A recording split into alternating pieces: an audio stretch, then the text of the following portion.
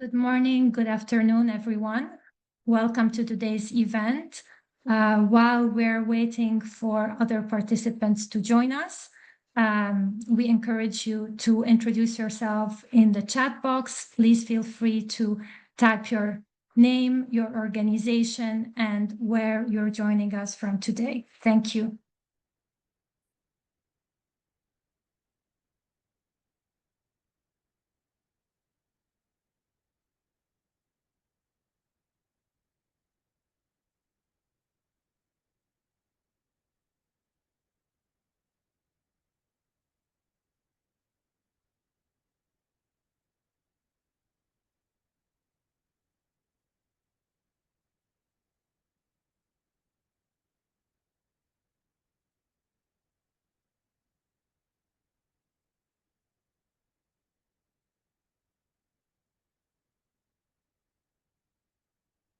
Welcome again, everyone. I suggest we start. Good morning, good afternoon, depending where you're joining us from today. My name is Alexandra Atalla, and I'm working with UNDP's Food and Agricultural Commodity Systems Community, known as the FACS community.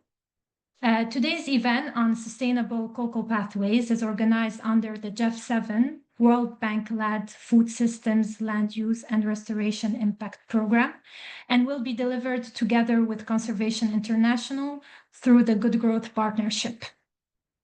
The 60-minute session will be an opportunity to explore the projected trajectory of the cocoa sector by focusing on trends and scalable production practices backed by major takeaways from CI's research on the interplay between cocoa production and forests, and principles for high integrity insetting in cocoa sustainability projects. In addition, the session will highlight a corporate perspective, an example on cocoa sustainability from Mars. At this point, I would like to welcome and introduce our experts. So firstly, I will start with our speakers from Conservation International. Valerie Bird. Valerie is the Senior Manager for Sustainable Coffee at Conservation International. Kelly Koenig is the Director for Geographic Information Systems and Cartography at Conservation International. Oksana Korotka is the Senior Manager for Corporate Partnerships at Conservation International. And Max Wright, who's the Director for Spatial Planning and Priority Setting, also at Conservation International. And finally, we will also have a private sector representative. I'm not sure if Francisco is already here, but Francisco Miranda, who is the Regional Cocoa Strategic Sourcing Director for Latin America at Mars. Before handing over to Valerie, a few final points to share. This event is recorded. We will also have throughout the 60-minute French and Spanish interpretation. So, pour les participants francophones, l'interprétation est disponible tout au long de l'événement. Veuillez consulter les instructions dans la boîte de discussion pour activer le canal d'interprétation. Y para los participantes hispanohablantes hay interpretación disponible durante todo el evento. Por favor, consulten las instrucciones en el cuadro de chat para activar el canal de interpretación. And lastly, we will have a brief Q&A session towards the end of the event.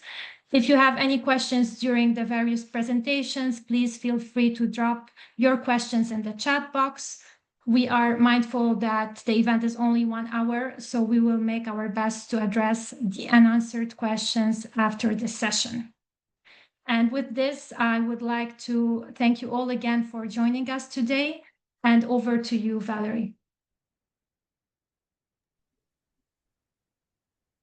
Thank you, Alexandra. Great to see everyone today. I am just looking for the slide deck view. I think I put it on the wrong thing. I found it. Okay. Thank you so much for joining us. As Alexandra said, I'm Valerie Beard, Senior Manager of Sustainable Coffee here at Conservation International. But today, of course, we're talking about cocoa. So I think we can just jump to slide 6, if it's all right. Yes, thank you. The next one, yes. Okay, so I'll be speaking for about, I'd say like 13-ish minutes this morning. I'll try to stay on time. We have an amazing lineup of guest speakers. But just to start and dive right in, chocolate, right? From tropical tree crop to trick or treat, it's the food of the gods. The Latin name, the Abroma cacao, that's what that means. Cocoa pods grow on tropical trees around the world. They're about the size of small American footballs if you're new to the industry. It was once used as Mayan currency. Cocoa was consumed by Aztec emperors. But today's session isn't going into chocolate history, which is of course fascinating. We're here to talk about sustainability. So it's a tree crop commodity that's grown throughout the tropics, often in very biodiverse areas near the equator on about 10 million hectares of land worldwide. And if you're asking yourself where, you can see on the lower left side of the screen the little cocoa belt map. If you immediately thought of West Africa, you're right. More than half of production comes from just two countries, Cote d'Ivoire, or Ivory Coast, and Ghana, followed by Indonesia, Ecuador, and Brazil. On the right-hand side of the screen, you can see data from FAO, the top 30 producing countries in order of metric tons produced, and that's data from 2023. We can click again. The rightmost column has the 20-year production trend, and you can see that production in Ecuador and Peru has tripled and also quintupled. Actually, it's almost sextupled, I think.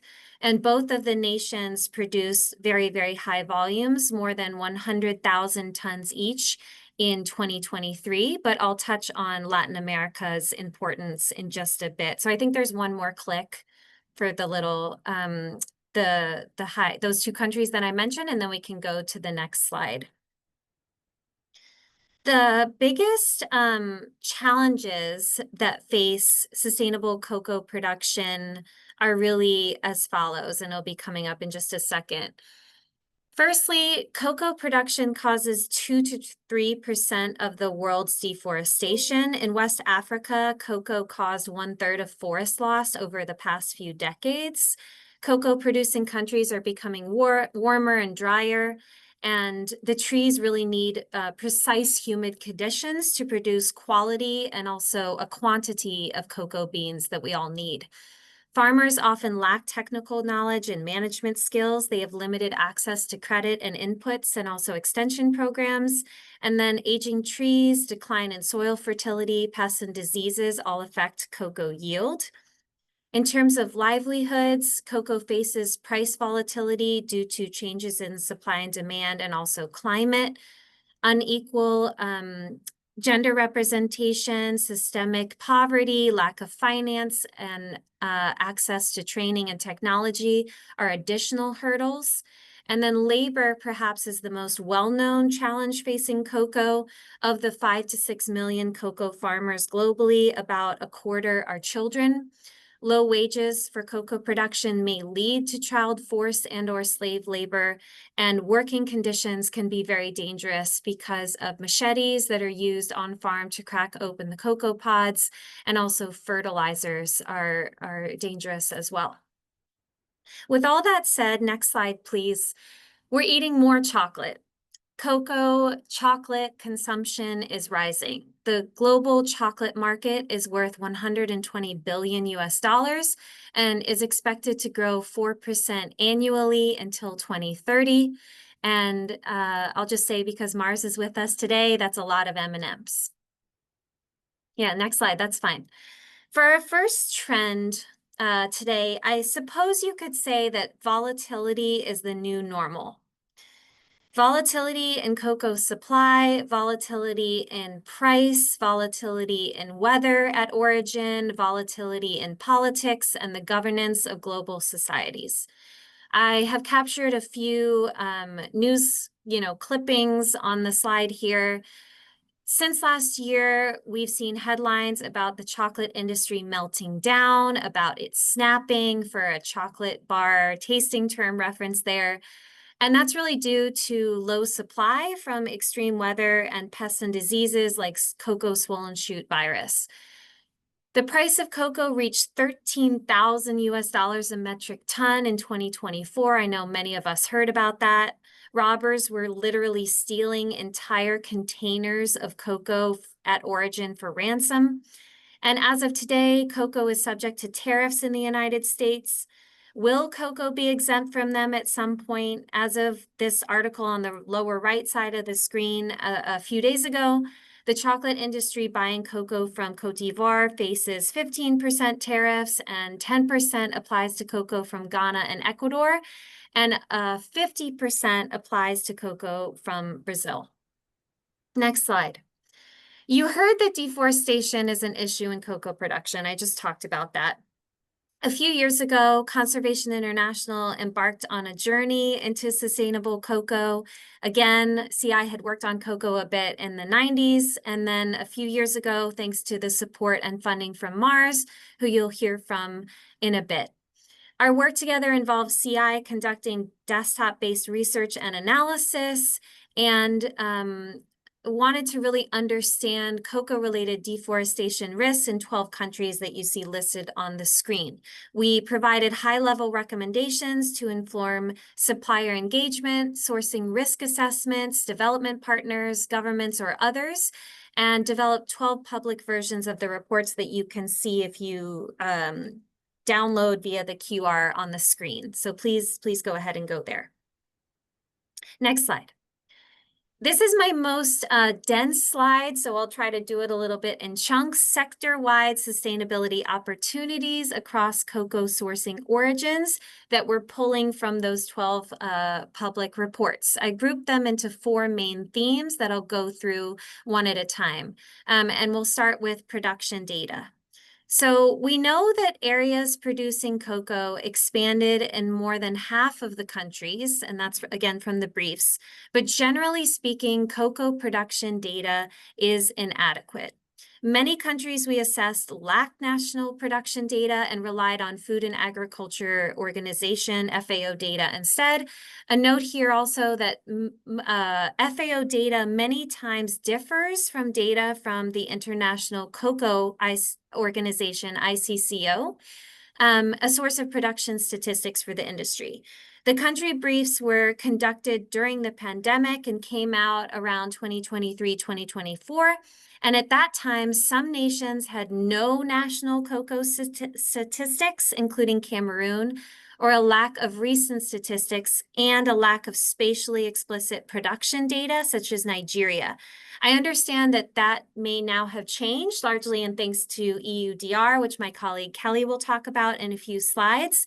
But in any case, timely and exhaustive production data is essential and requires additional investigation by the chocolate industry. For forest legality, the maturity was vast across the nations that we looked at. Research informed us that cocoa drove deforestation in all of the countries, with production oftentimes near high-risk areas, and that would be an opportunity for the chocolate industry to protect ecosystems. All countries, with the exception of Brazil, explicitly reported that cocoa was a driver of deforestation. Brazil mentioned cocoa's benefit for reforestation through agroforestry activities. Forest definitions are inconsistent across nations. Most countries have more than one definition of forest, and that would be an opportunity for the industry to use the strictest definition of forest to move beyond compliance in their sourcing. And then lastly, again, my colleague Kelly will speak to this later, but some countries had their own national deforestation monitoring tools, but others just relied on global tools. And global tools are definitely adequate tools to estimate deforested area, but we would also really just point the industry to the need for ground truthing and using things like field level verification, drones, or high resolution satellites. So again, clearly monitoring is a place for the industry to continue supporting. Next, land tenure. Land tenure rights in cocoa producing countries are largely insecure. I think we all know that. There was a large discrepancy across the countries in terms of the cost of land tenure and the number of steps and process steps required to secure it. And secure land tenure has been shown in scientific studies to decrease deforestation rates. Cocoa-producing countries, excluding Cote d'Ivoire and Ghana, also have a general lack of data on women cocoa farmers and showed challenges in terms of women's access to land, another research topic needing inquiry and action by the industry. And then finally, when describing regulatory frameworks in producing origins, we just must use the word weak. Free, prior, and informed consent, FPIC, was found relevant for 11 of the 12 cocoa-producing countries that we looked at, and we just flagged Nigeria as not having cocoa production overlapping with indigenous groups. So FPIC guidelines and consultation processes vary greatly across cocoa-producing countries, which requires further investigation. And again, FPIC isn't only relevant to indigenous groups. We would advise the industry to include local communities as well in their considerations, of course. And then for my final two slides, well, I'll just quickly move to trends. I'm keeping an eye on the time. In addition to many product trends that are on the radar, which of course would be the rise of AI, maybe health and wellness, and other product-related trends that we're all aware of, lab-grown chocolate is definitely one of interest. It's supposed to grow 5.1% annually until 2032. Companies are crafting new ways to grow cocoa to keep up with that demand that I brought up a few slides ago. And just like in coffee, lab-grown is heralded as a solution to the systemic sustainability challenges that I just mentioned. You don't often find those types of risks in a lab setting. But there are other issues with lab-grown chocolate, including sensory hurdles and regulatory barriers that would need to be overcome. We're all asking ourselves, is the future of ethical consumption a threat to cocoa production? But an article from Cocoa Radar said it better than I can. Across the board, industry leaders are clear. Cell-cultured cocoa is not intended to replace traditional cocoa farming. It serves to diversify supply, mitigate climate and geopolitical risks, and offer new product categories. Innovation in tech does not have to, nor ever should, equal abandoning producers and their communities. And then my last slide here is that another trend would be Latin America is the next chocolate frontier.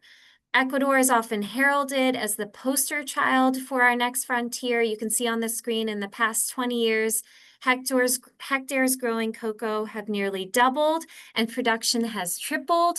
The country also has really great enabling conditions that drive production and yield, such as forest and agriculture supportive policies and legislation, and cacao cabruca agroforestry production system. We'll hear a lot more about Ecuador and Mars's innovative work to create positive impact from Francisco Miranda at Mars right after this.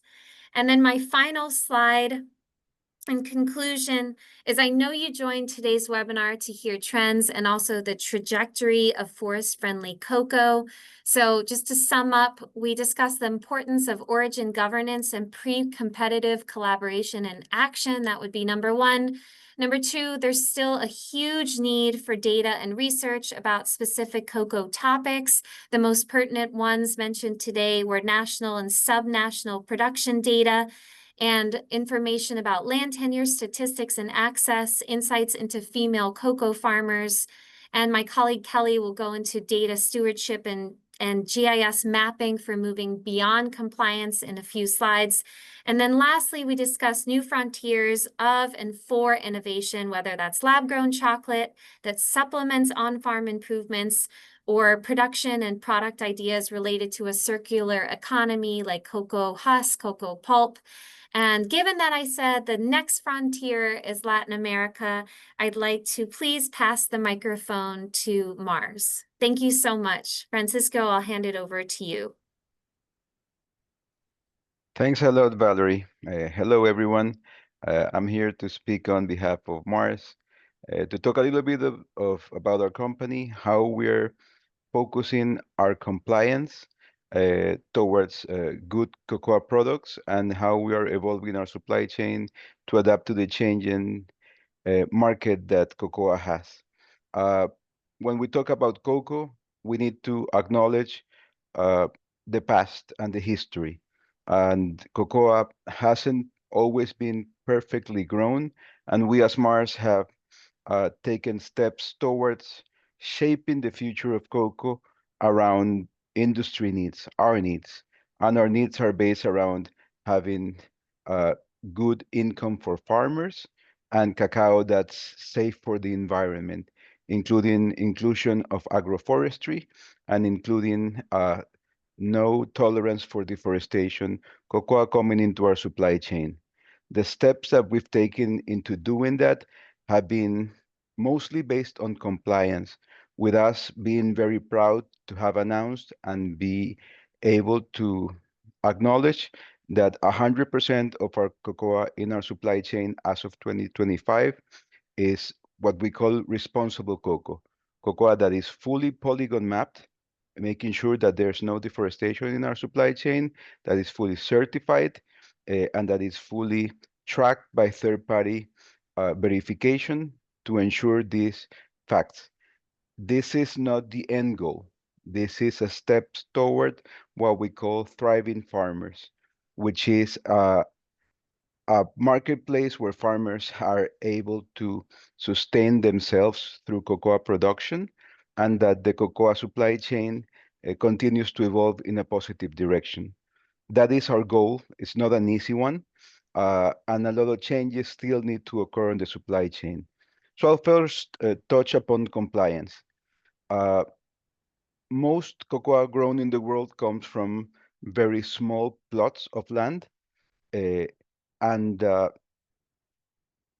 in order to ensure that no deforestation has fallen on those, we have been doing, through our partnerships on the ground, a lot of work towards polygon mapping each and every one of these uh, cocoa, cocoa areas to ensure that no deforestation has come on them. This has been a titanic task, having multiple thousands of polygon maps be uplifted from our suppliers and ensuring through both verification agencies, satellite mapping, and what we call our supplier development and assurance team, that each one of these plots follows the no deforestation ruling. This is easier said than done, as current satellite imagery provides a lot of false positives, uh, especially on new developed land with the growing trends in Latin America, with a lot of conversion from other crops coming into cocoa, and this replacement of land usage have been proven to be challenging to understand by satellite data alone. But through certification work and a lot of underground work, we are positive that the evolution of the supply chain to have deforestation-free cocoa is a goal that we are well en route to accomplish. Our partners are, I mean, that is the first step towards compliance, but we need to evolve from here towards something that's a better direction, which includes the addition of some cocoa, non-cocoa trees in all farmer plots moving into the future. Uh, we are still shaping and figuring out the science behind how to keep balance between uh, good levels of productivity from farmers through interventions, through innovations on genetics, through a lot of work on agronomic perspective inclusion of modernized cocoa to ensure that high productivities are a goal that we aim to do. With that in mind, the inclusion of agroforestry can help towards those goals, but uh, it's not a fact that we have currently scientifically proven in all supply chains in the world. We're seeing a lot of trends toward monocultural cultivation of cocoa and a lot of success from farmers' productivity coming from those. But we feel that a balance needs to be reached, and we are doing a lot of investments on understanding what the correct balance of including non-cocoa producing trees within the plantations, to continue to evolve and suggest to our farmers how to help them drive towards better productivity with a better balance with the environment.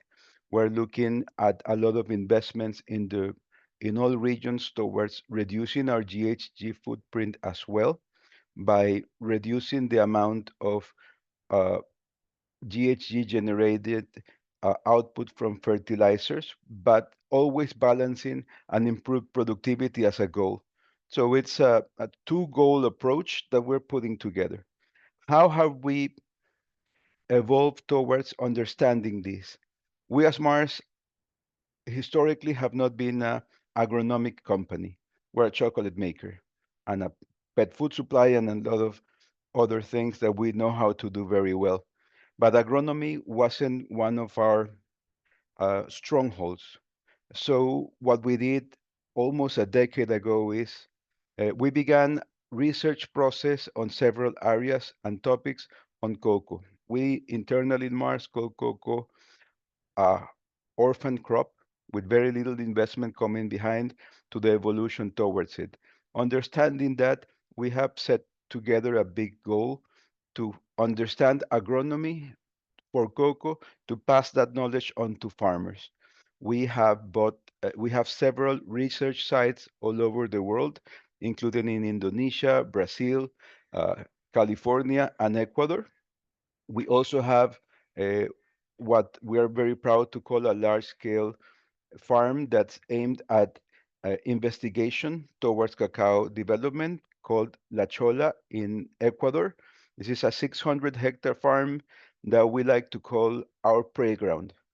We have tested several concepts and theory through a great team of agronomy specialists that we have brought on board to try to understand this balance of high level productivity against shading to enforce high levels of productivity, balancing fertilization, water usage, disposal, post-harvest, and a lot of areas of interest that we keep investigating in our work on the farm.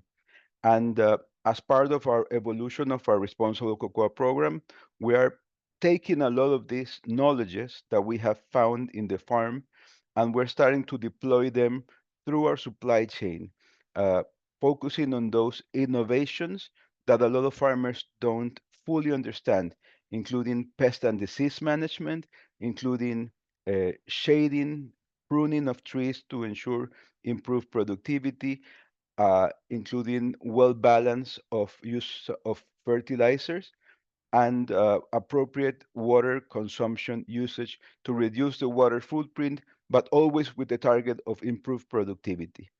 We expect to have some better understanding on forest and better understanding on how to include non-cocoa trees insert on the farms uh, and to push that into the supply chain in a few years. But it's something that we found challenging to figure out. Uh, that doesn't mean we haven't put good levels of investment around it. We have been supporting supplying partners to provide shading trees or non-cocoa trees to be deployed throughout the supply chain in Latin America. And we continue to monitor how this affects productivity as we are incredibly understanding on how sensitive the balance between a good reforestation profile with GHG reduction needs to be against farmer productivity. We are continuing to evolve our supply chain from Latin America, seeing how the balance of cocoa produced in the world keeps shifting and changing, and how the current set of higher than average pricing that the market is seeing is affecting this balance of productivity moving towards the future.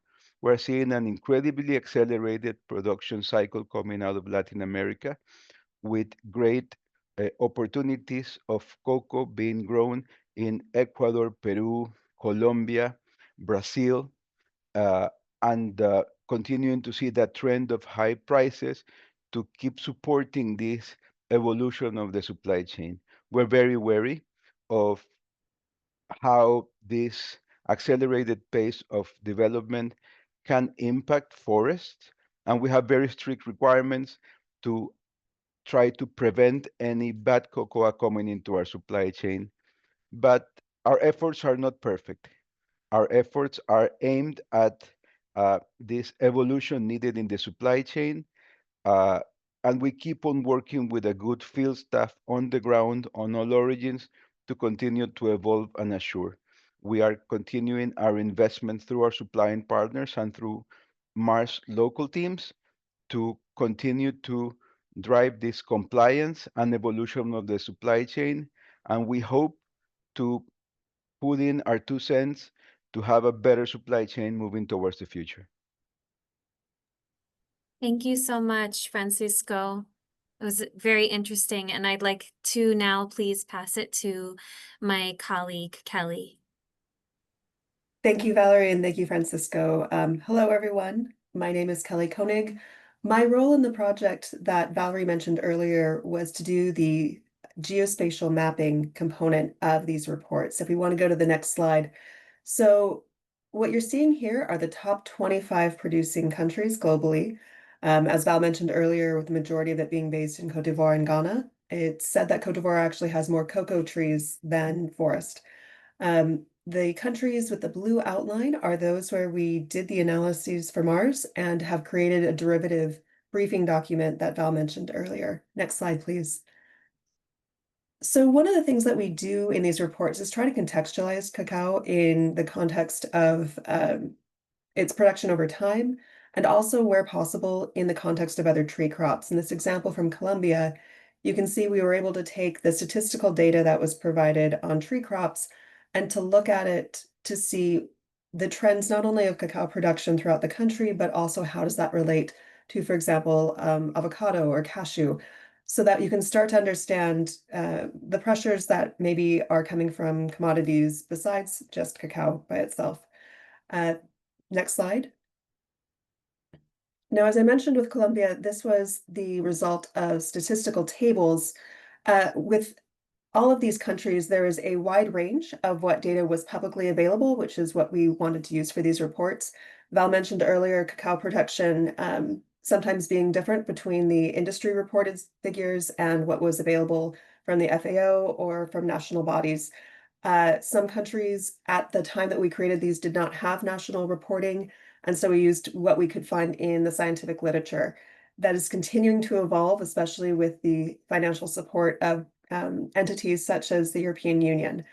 Ecuador was kind of, from a mapping standpoint, a shining example. You're hearing a lot about it today for various reasons. Why I'm highlighting it is because it had some of the best spatial data. And I do want to give credit to my Conservation International colleagues in all of our country programs where we were doing the briefing reports. Their expertise was invaluable in helping to get the most authoritative data so that we could draw better insights. One of the things that was unique about Ecuador is that they have a spatially explicit cocoa footprint data set. And again, I will say at the time that this will continue to change, I think, in the coming years. But it allowed us to look at things a bit more in depth than we were able to in some of the other countries where we have these briefing documents. So in this example, you're able to see where cacao production is within a proximity to native forest. So areas to recognize as opportunities, but also to have greater awareness of for monitoring and looking at a potential threat as well. What you see in the lower right of that, kind of going from that insight down, is trying to look at what is the vulnerability of natural areas in Ecuador, as well as in comparing it with not just the where is it biophysically possible to produce cacao, but where are there economic opportunities based on things like accessibility. Next slide. So an analysis that is a part of each of these briefing documents for each of these countries that we tried to look at are where are the areas that were relevant to Mars's commitments. Again, trying to go above compliance for just EUDR, things like that, which if you're not familiar with, I'll get into in a bit. But so what we wanted to do was to, again, get the best publicly available data and where it didn't exist for some of these themes to use a close approximation or proxy for it. So for example, the high carbon stock or high conservation value area approaches are really designed to be done more at the site level with robust stakeholder engagement. And so that doesn't exist at the global level or even at the national level for most of these countries. And so as a part of this, we tried to look at where are areas with high carbon sequestration that are valuable to maintain, as well as not just natural forest, but natural ecosystems and habitats. As Val mentioned earlier, the IPLC lands, and I will say those are those that are state recognized. And so recognizing again that there are probably opportunities to have proper engagement with local communities beyond just those recognized gazetted areas. Areas that are conservation priorities, and again, we used the best nationally available data wherever possible, but also brought in global proxies for it where possible, and then looking at the zoning, where are the protected areas, things like that. And so bringing all those together, if we go to the next slide, we are having all these different facets of areas that are important to be aware of, that are relevant to these commitments. What we did is we brought them all together. And so as you can see here, the areas in green are areas that meet at least one of those commitment areas. The lightest green, which is not as much in Ecuador and in other countries as well, in this case are the IPLC lands that don't meet any of the other commitment criteria, the data sets. And so those are the areas where cacao production can certainly be encouraged, but there's opportunities to have it be led by IPLC groups. Next slide. All right, so another component of the work that we've done, in addition to looking at those kind of trends, patterns, and areas relevant to commitment, is just broader support for sourcing of cacao, coffee as well. Next slide, please.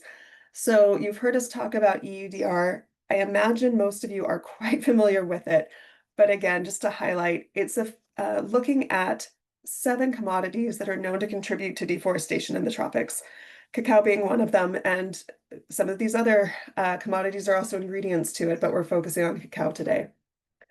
Next slide, please. So again, in the interest of time, I'll be brief here, but just to say, it is passed. It was going to go into effect at the end of last year, is now set to go into effect at the end of this year.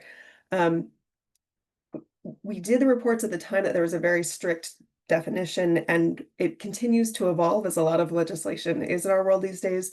We're continuing to monitor it and to recognize what the implications are for the guidance that we've provided to date. But as Val mentioned earlier, they use a set and strict definition of forest. It's looking only at the conversion of that forest to a commodity or to other lands. It is not looking at things like other wooded lands or natural habitat types. It's not looking at the finance component of things. And in some of these countries, they actually have a stricter definition of forest. In some countries, they've actually changed it over time. By changing that definition, you're able to allow for perhaps a degradation that's not considered a strict deforestation. And so that's where that matters, of getting that, understanding that definition and knowing what it means in the context of a given country. With all of those, any shipment entering the EU will need to have a due diligence statement. The level of scrutiny will vary by country, and that is something that is continuing to be revisited. Next slide, please. So I think, again, a lot of text on this slide, my apologies. But I think one of the biggest shifts that I've observed in the time that this has passed is that I think historically certification schemes were something that companies were able to rely on and to not necessarily do these additional steps. For this legislation to enter the European Union market, that will not be sufficient. You will need to comply with the plot level traceability, to do a due diligence statement to look at where that plot is in the context of forest as of 2020, and to submit that using a system. So next slide, kind of again to just highlight what that kind of means at the highest levels. We have, I think historically a lot of companies, it's again a complex supply chain. So depending on their part or space in that supply chain, it's been sufficient to know what country it came from. When they're talking about a plot, they're talking about a contiguous area of cacao trees. They have a very strict definition of it. And like some other commodities, this is grown on very small farms. And so that is quite a challenge, especially in very rugged areas. Whereas before they had certification, now you're needing to do these very strict due diligence using their approaches. I think I'll say from the mapping and data standpoint, which is my little soapbox, whereas before I think an entity was allowed to have whatever ad hoc approach they wanted to, they'll now need to have things in a way that can be recognized and ingested into the European Union's system when they're providing those statements. And then again, the reporting is expected to be annual. Those not in compliance, they have some quite hefty fines that they're using to strongly encourage compliance with it. Next slide. So we recognized at Conservation International that a lot of our direct partners were not necessarily going to be the ones going out with field technicians to do the mapping itself, but that they would be responsible for the result of it, perhaps contracting the work out. And so we wanted to create a guide where they could understand at the highest level kind of some of the implications from a mapping standpoint of this legislation for these crops. And so we've created a guide. This is one sample of it that hopefully will provide some useful insights for people to think about as they're working to make sure that supply chains are in compliance. And so this idea of accuracy versus precision. So the legislation requires that not only do you have very explicit boundaries for just not the farm where the actual cacao trees are on farm and that boundary around it, but that they want this level of precision to 6 decimal degrees. Now that's, I think, a very laudable goal. But as we kind of show here, this orange line is actually showing where that level of precision is. It's not necessarily realistic on the ground for a lot of geographies, especially with high canopy cover, rugged terrain, things like that. Your GPS device will give you those digits to fill it out, but it doesn't necessarily mean, and that will be precise, but it does not necessarily mean it will be accurate to exactly where the leaf on the tree is. Next slide, please. I know we're short on time, so I'll just give you this next slide has the QR code to our guides that we've created as companions. So there's the deforestation briefs, or sorry, the cacao production briefs that Val mentioned earlier that we have for the 12 countries. This is a companion guide that we have for both originally created for the coffee sector, but equally relevant for cacao, on just understanding some of the implications of EUDR from a spatial mapping standpoint. And with that, I will hand it over to our colleagues, Oksana and Max. Thank you so much. Hi, everyone.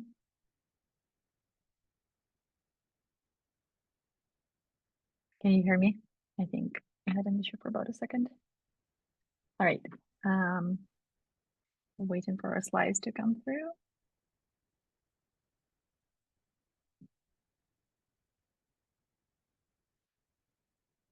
All right, great. We can move to the next one. I'm really excited today to share some of the work with you all that we've led with Conservation International with many partners over the last year to define where and how we can unlock nature as a climate solution on lands in and around the corporate supply chains. Agriculture is responsible for about a quarter of global emissions and is the leading cause of the biodiversity loss and the deforestation, as we know, but also agricultural lands, including cocoa growing regions, hold major potential as a solution for climate and nature crises. And that is why over the last year, we worked to answer 2 main questions driving our insight and work streams in parallel. One is how can companies use their climate targets to support holistic outcomes for climate and nature and people? And through this work, we've aimed to pull from a diverse set of stakeholders to identify challenges with the current paradigm and propose some solutions for how to overcome them and inform the key standards evolving over the next year. And also in the second work stream, we've aimed to identify where nature-based climate solutions have the most potential in agricultural systems, that is where in the world, but also what specific commodity supply chains this potential is connected to, which is the key to link into corporate climate targets. So can we just go back for a second? I don't think yes, thank you.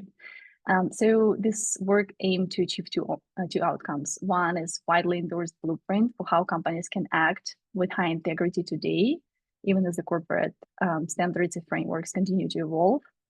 And two, a clear collective vision for what we need to make insetting a common practice by 2030.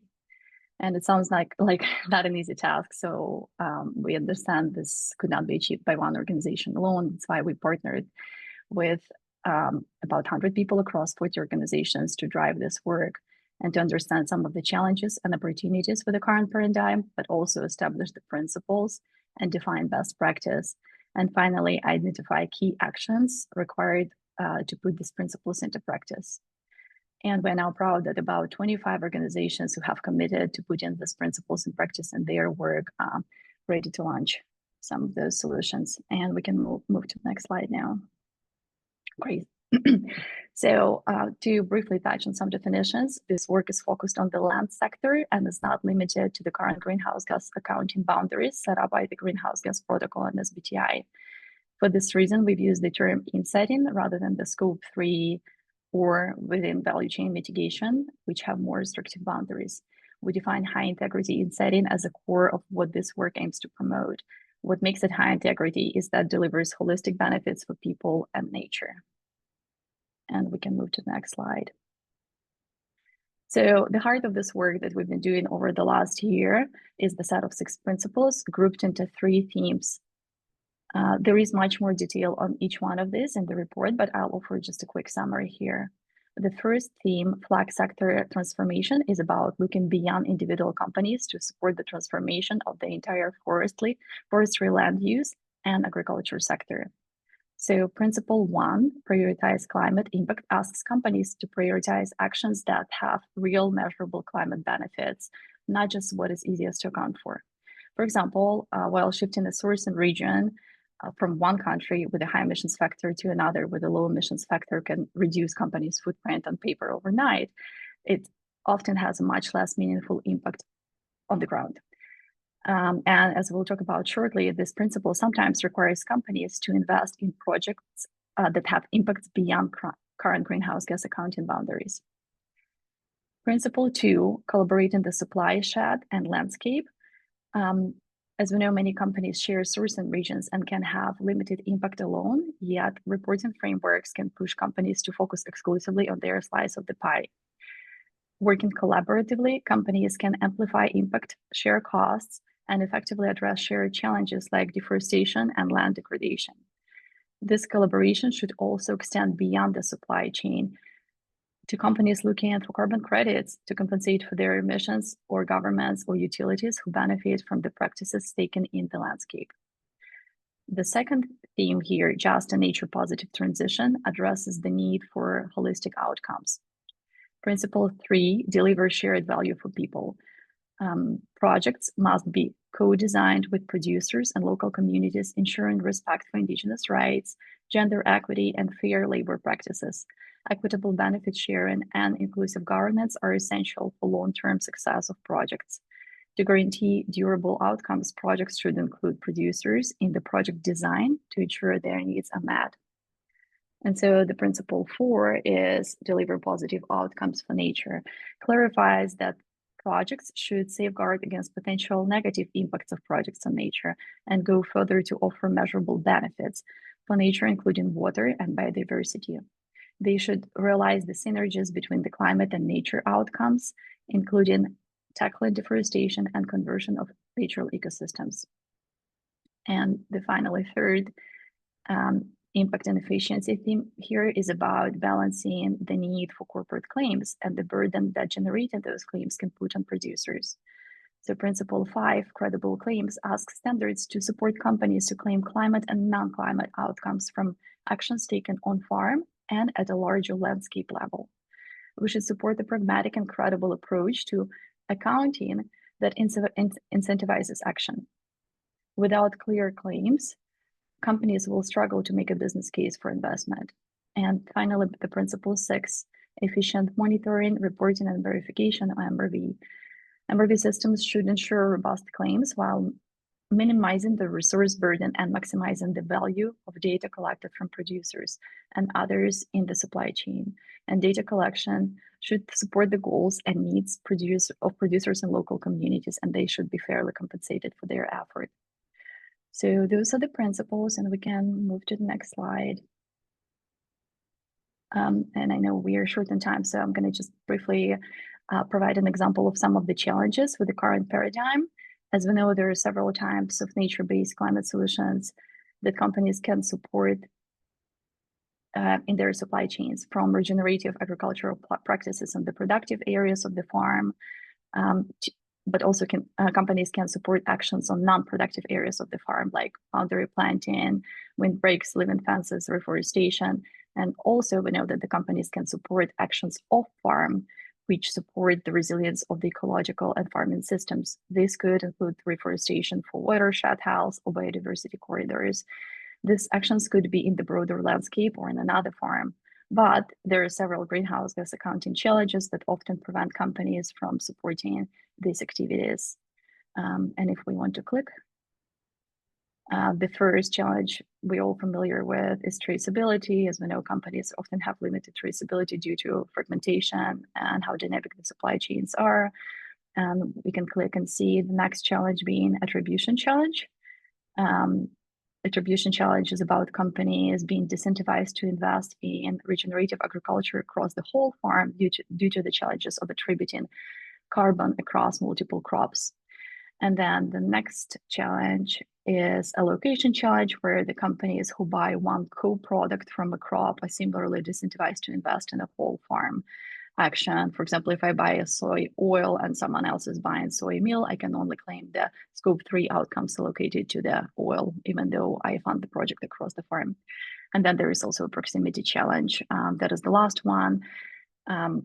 And while restoration on farm or in the landscape can offer critical benefits for climate, people, and nature, many of these efforts fall outside of the company's scope 3 boundary, further disincentivizing companies to invest.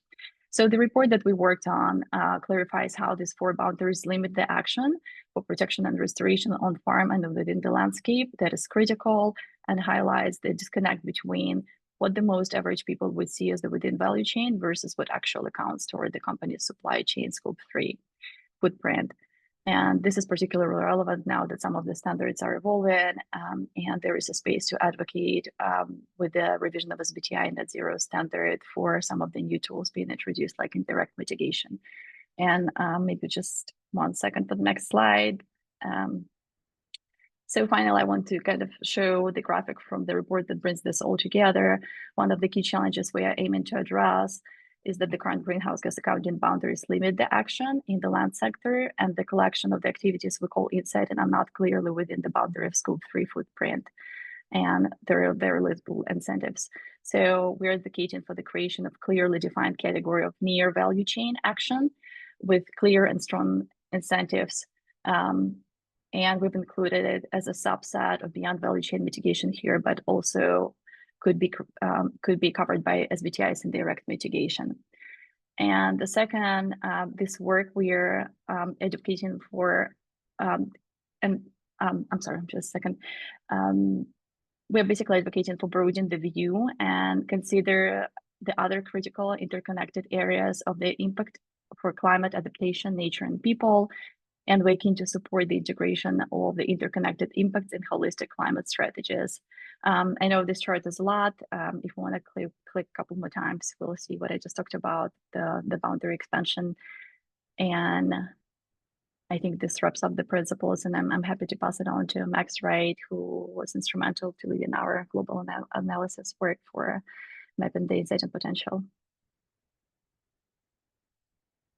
Great, thank you, Oksana. Can I please go to the next slide?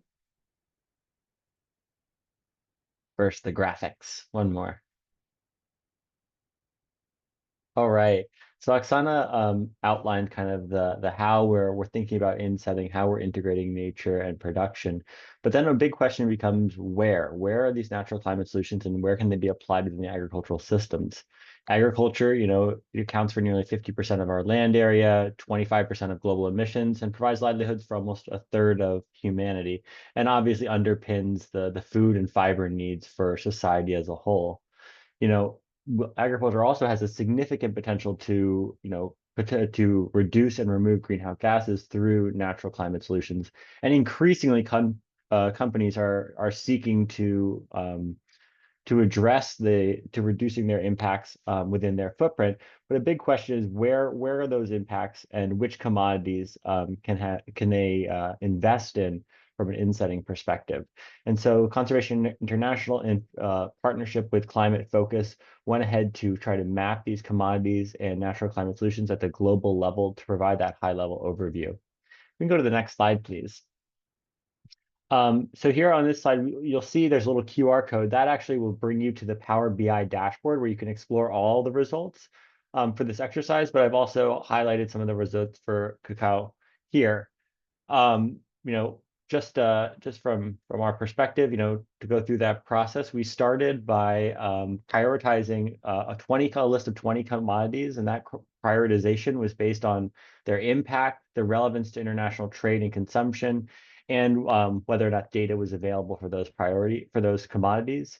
Then once we had our list of commodities and we had those mapped at a global level, we combined that with information on natural climate solutions pathways that were relevant to agricultural and grazing lands. Well, with those two data sets, we combined the NCS mitigation pathways alongside the information on agricultural commodities to estimate the mitigation potential all the way down to the municipal level. And then finally, we brought in additional trade flows information and regulatory data to understand, given the amount of mitigation potential within a given commodity, within a given location, how much of that could be accessible through insetting. So here we can see this example with looking at cocoa production. And, you can see that, within cocoa production, the map is quite small, but you can see that a lot of that insetting potential exists in West Africa and Latin America. And then also interestingly, we broke down whether that insetting potential is primarily for global exports or can be achieved through internal consumption within the country. And as you can see in the pie chart here, and is not surprising, or as many of you would assume, for cocoa, a lot of that potential is actually driven by the exporting countries. So if we can go to the next slide, please. So here we have the kind of the overview of what the dashboard looks like overall. So you can explore the different commodities that we've analyzed. In the dashboard, some of the high level results, we found that just 7 of the commodities have 95% of the mitigation potential, with a lot of that potential being in grazing lands, just because of the amount of area that they cover. Interestingly as well, we found that the hotspots of those commodities, South America, and Southeast Asia, are 2 areas where there's a lot of mitigation potential. Interestingly, about 20% of this mitigation potential also intersects with IPLC lands. Both highlighting the importance of Indigenous peoples as stewards of those lands and opportunities to partner with Indigenous communities for insetting and for natural climate solutions outcomes. So, in conclusion, we wanted to say that, essentially this is supporting our kind of the overall feeling, or the overall belief that nature is 30% of that climate solution, and a good portion of that solution can be unlocked through better practices within our agricultural landscapes. So I encourage you to take a look at the Power BI dashboard that we put together, explore the different commodities, explore your priority sourcing areas or areas of research. And if you have any comments or questions, please do reach out to us. We're always looking to improve and to work on these products. And so with that, I'm going to pass it back to, who am I going back to? Alexandra, please go ahead. Thank you, Max. And Thank you, colleagues from Conservation International, for this engaging and informative session. A big thank you to Kelly, to Oksana, to you, Max, and also to Valerie, not only for the content, but for coordinating this amazing event. I would like also to extend my thank you to Francisco for sharing the perspective and experience from Mars' side. I am aware that we won't have the time for a proper Q&A session, but as Valerie mentioned in the chat box, we will be looking through the questions that were not answered, and we will provide the answers as a follow-up.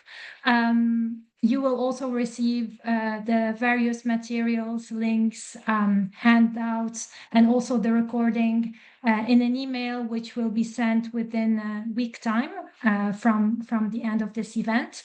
I would also like to thank our interpreters, Corina and Maria, and my colleagues from the FACS community team, Alejandra and Philippe, for supporting in the delivery of this event. And of course, I would like to thank all of you for joining us today. We had a big number of participants, so we're really glad that you took the time to connect and join this event. And with this, wishing everyone a good afternoon, good evening, good rest of your day, because I'm aware that we've had participants from Indonesia to Brazil, throughout Europe, so that's great. You will see as well when the session will be over, there will be a very quick feedback survey that will appear automatically on the screen. We kindly ask you to complete it. We would appreciate the feedback to improve any upcoming events. Thank you all. Again, have a great day.